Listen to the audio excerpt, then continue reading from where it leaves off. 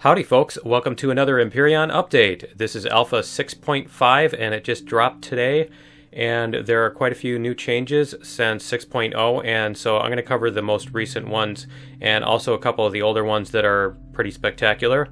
And so the first thing is the local co-op mode, and what this does is it's basically a launcher for the dedicated server, and they've set it up so that you can run it locally on your own PC for the person who's running the server, obviously. And this does require a decent PC in order to run both the client and the server, but it seems to work just fine on an i7 with 16 gigs.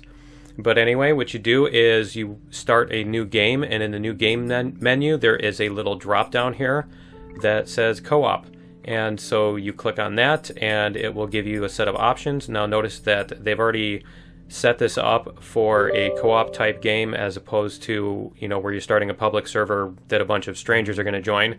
And so you can not worry so much about all the griefing options and everything being turned on. They're all turned off by default. And then you click start, and what it'll do is it will launch the dedicated server, and it does need admin permission, so you do need to click OK on that. And then it will launch the server and will connect your client automatically to it. Another big addition is the scenario Shadows of Starlight, which has been added and integrated into the game. This is a user-created scenario by users A. Murray I. Westgate, if that's how you pronounce it, and Tawn Hawk. Let me know if they pronounce those wrong. And yeah, those guys, and I think quite a few other people have contributed to this scenario, and it looks really exciting. It's kind of a mission-based and more combat and adventure type of thing. Another new addition is the angled spotlight blocks. As you see here, you can get a ton of coverage in almost every direction with the spotlights, and so you can point them all over the place. And another cool trick is, if you see here, there are two different angles for these spotlights. So this one is pointing down this way, and that one is pointing up that way. So these are not exact 45-degree angles. One of them is steeper in each direction, so you can turn them around. As you see, these two bands, the white bands, don't match up, and so that shows you which direction they'll point in.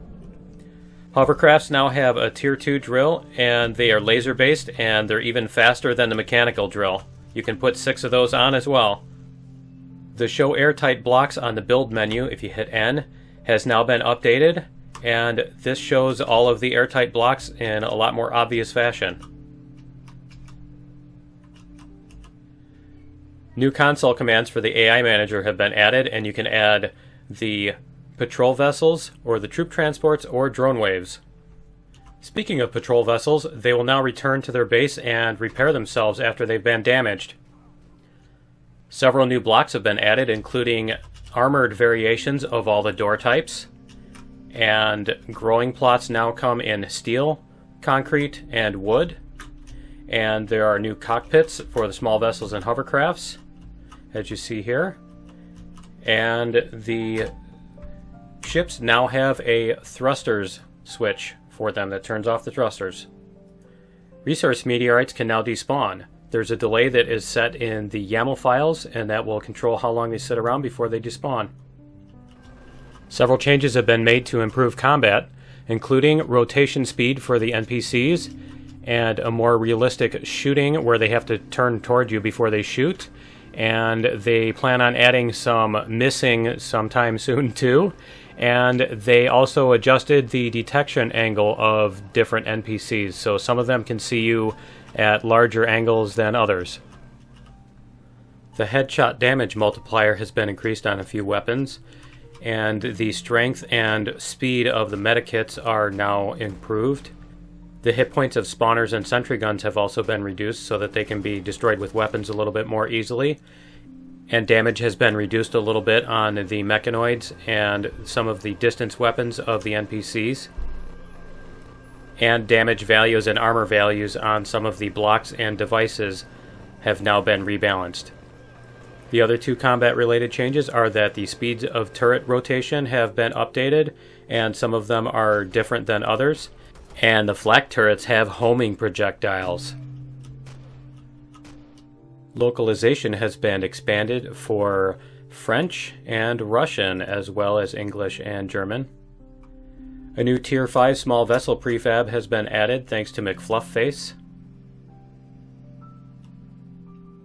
A new mob called the White Slime has been added to Ningez. And the Spinosaurus have been added to the swamps on Masperon.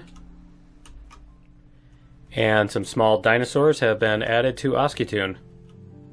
There's also been lots of tweaks and improvements to sounds and animations and visuals, and many bug fixes.